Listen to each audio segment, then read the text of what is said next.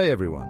Today I'm diving into Mark chapter 9 to uncover what it teaches us about true leadership. This chapter is packed with lessons that flip our worldly ideas of leadership on their heads. First off, leadership starts with knowing who you follow.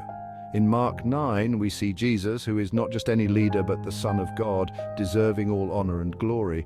He's Daniel's majestic Son of Man and the suffering servant from Isaiah, who would be tortured and killed by his own creation. Jesus' kingdom isn't a mighty political force, but a sacrifice that works quietly in the hearts of his followers.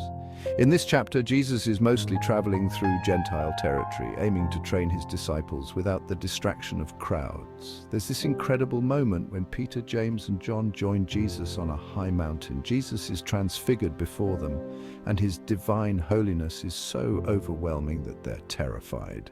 Moses and Elijah appear, and God's voice affirms that Jesus is his son. But even after this profound experience, the disciples are left puzzled about Jesus' true mission. Then Jesus and the three disciples come down from the mountain to find the others embroiled in an argument with Jewish scribes.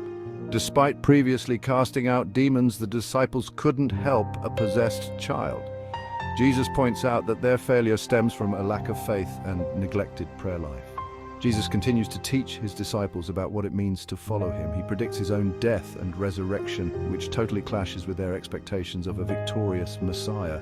Instead of grasping Jesus' message, the disciples argue about who among them is the greatest. Jesus redirects them, teaching that true leadership in his kingdom is about serving the weakest and most vulnerable. This lesson is driven home even more when John tells Jesus they tried stopping someone from casting out demons in his name because he wasn't one of them. Jesus explains that anyone with enough faith to act in his name is part of his kingdom, even if the disciples don't recognize him. This is a truth the disciples, especially Peter, struggle with when Gentiles join the early church. Throughout his ministry, Jesus condemns the Pharisees for their legalism and for leading people into sin. He teaches that true godliness, especially in leaders, is about setting a positive example and protecting others from sinful opportunities.